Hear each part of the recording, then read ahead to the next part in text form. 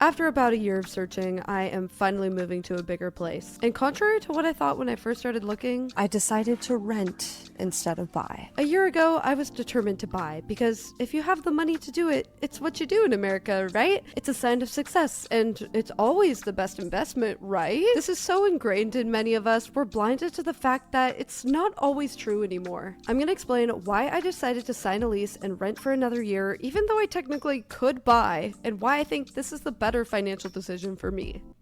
Hey guys, welcome back to the channel. Robert here.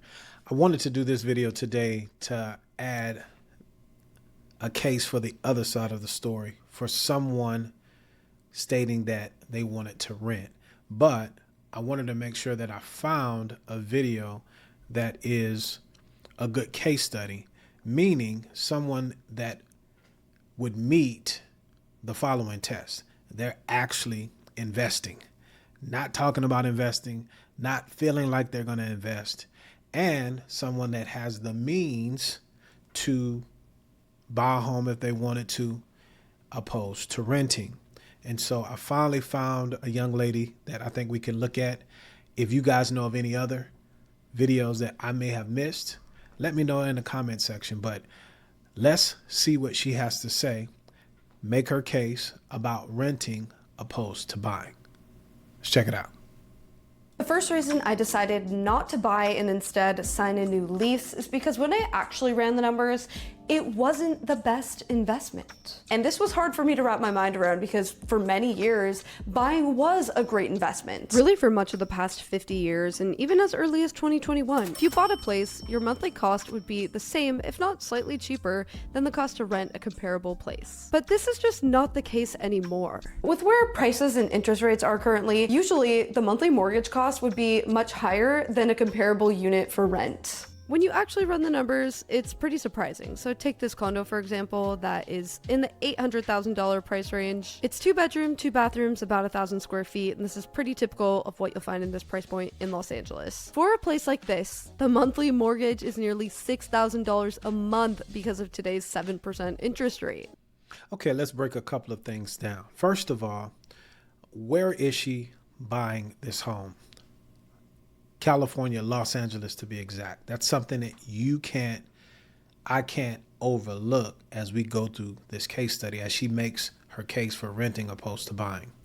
And so the reason I want to point that out is because a lot of you that watch these videos that make the comments that you make in my comment section, such as bro is a realtor or bro is a loan officer, implying that I'm only saying what I'm saying to make a sale. And you couldn't be further from the truth. But you're not in Los Angeles. That's number one. Or, let me digress. You're not in Los Angeles. You're not in New York. You're not in the most expensive parts of Florida. You're not in the areas of the country that have these very high purchase prices. A lot of you, in fact, are in markets or areas where the difference, the delta between the example that she gave is not as vast. So you have to keep that in mind. Number two, she is someone who has invested.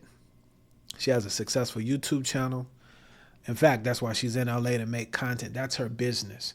I'm saying that to say this. She's making money.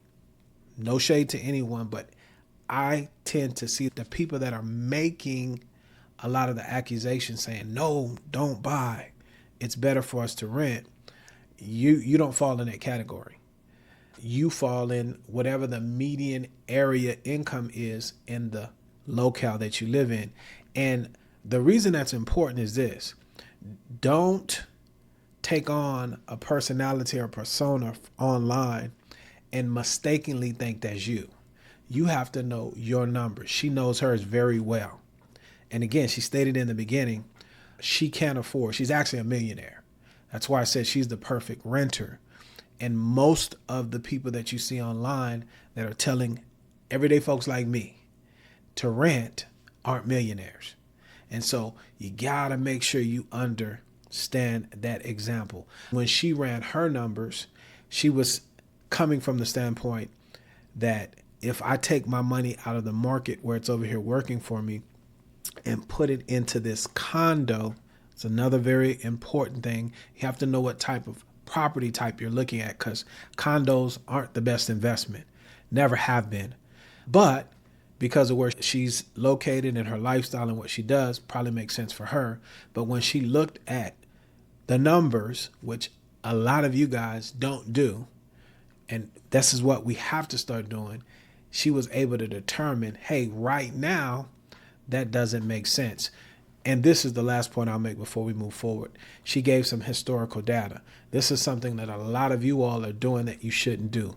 Somewhere along the line, we've changed home ownership, planting roots, growing a family, going to work, being in one place for a long period of time, minimum 5 years, if not longer. And everybody thinks that they're an investor, and you're not. Investors have money. Not leverage, not credit scores, not debt. They actually have money that they would take from one place and put in another place. And if you're not an investor, if you don't have the ability to put 20+% down, if all you have is a good paying job and you don't have enough money to cover $1,000 emergency, don't put yourself in these mindsets from somebody that is a perfect renter, because they have options that you necessarily don't have.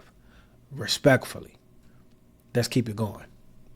Meanwhile, there are plenty of 2-bedroom, 2-bathroom apartments that are arguably more updated. You can see the floors in the kitchen do look more modern in this one, that are less expensive. This one is renting for $4,500 a month. Not to mention, you also have that down payment that you could leave in the stock market. There's the opportunity cost of that as well. So for this place, it's a $160,000 down payment. And if you're getting the average stock market return, that's $16,000 per year that you're losing out on. Not to mention, if you were saving $1,500 a month because it's cheaper to rent, you can invest that as well. And in 5 years, you would have nearly $400,000. And so the question is always, does buying beat that return? Sometimes it does, sometimes it doesn't. I didn't want to run past this, but I want to reiterate. Do you have 20% to put down, 20% or more in whatever market that you're buying in? Number two, if you don't, what opportunity cost are you missing out on? I call it the football effect. Their team that they're cheering for, you'll always hear them say, us, we. It's not you. You're a fan. You see what I'm saying? And you take on things that aren't reality. So I said all that to say this. If you're making the decision to rent versus buy, and you have the options, you actually have the money in the stock market or wherever, you have monies that you've put aside that are in investments giving you a return. This is when you make those decisions and talk about opportunity cost. Don't get caught up. Don't become a fan thinking that you're not LeBron. You're a fanatic. Don't be a fanatic. Understand your numbers and make sage decisions, because a lot of us are starting on rung number one, and you don't have anything. And leverage can be something that you can utilize to get you into a property so that one day you might have a nest egg to build from. Okay, that's all I'm saying. And let me say this, you don't have to buy. You don't have to do anything, but please don't be delusional. And then, like she's saying, if you do decide, the difference between if you decide to rent opposed to buy, say you went through a scenario like that and you're saving the $1,500 by renting opposed to buying.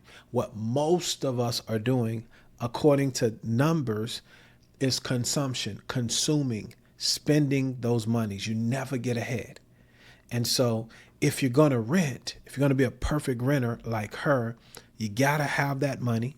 And then any difference that you have, you got to put it in the market. And you have to not assume that historically, house values as well as the stock market value. That's another argument that we don't want to assume that home prices are going to continue to rise, which they have because they're pegged to inflation. But we want to assume that the stock market always goes up. So you have to factor in the downs in the stock market. I'll say this and I'll move forward. This is how a lot of you guys should know that you're not investors.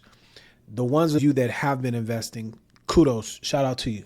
That ding is for you. But whenever there's a downturn in the market, do you sell? Do you get nervous? You're not an investor. And you're really gambling. You're playing the lottery because you haven't built up the acumen, the discipline, or the understanding of how it works. So instead of dollar cost averaging or buying more shares because you understand it's a long-term game, when something like that happens and that's all you have, you lock in those losses. Same thing with home prices that they're talking about. If you buy the home for the right reason and you're in it for the period of time that you need to be in it, then you're not affected by any ups and downs, because over a period of time, the ups and downs are up and to the right. What I realized is with both of the places that I actually put offers in on, it was very close. It was not a no-brainer that buying was better.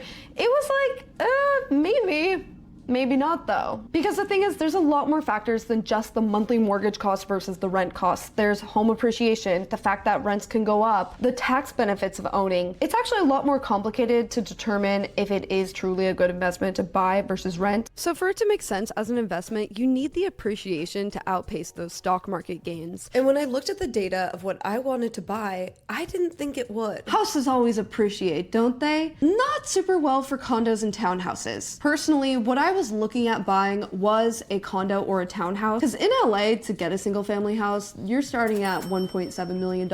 And also, I personally just like the security of a building. I don't think I would sleep very well at night in a single family house in LA. It's just a personal thing. I just know myself and I wouldn't. Single family houses do historically appreciate pretty well, like 4% a year, but condos and townhouses, not the same. I actually think renting and investing in the stock market is a better way. Who knows? I could be wrong. It all depends on home appreciation, the stock market. I don't have a crystal ball. I don't know. But based on historical data, I do think that this is the case. So I agree with her as well. In her situation, for who she is and what she's doing and everything that she's laid out and the type of property that she's looking to invest in, I think renting is better than buying. The question is, what does your situation look like? Do you agree? Do you disagree with the points that she's made or with the points that I've made?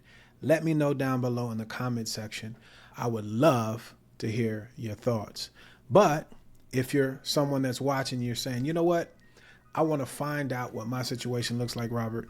You're in luck, because I'm a lender and I would love the opportunity to speak with you to see if we're a fit, so that I can simplify the home loan process and help you and your family make the right decision as it pertains to one of the largest purchases that we'll make in our adult lives. So my contact information is pinned in the top comment or the description below.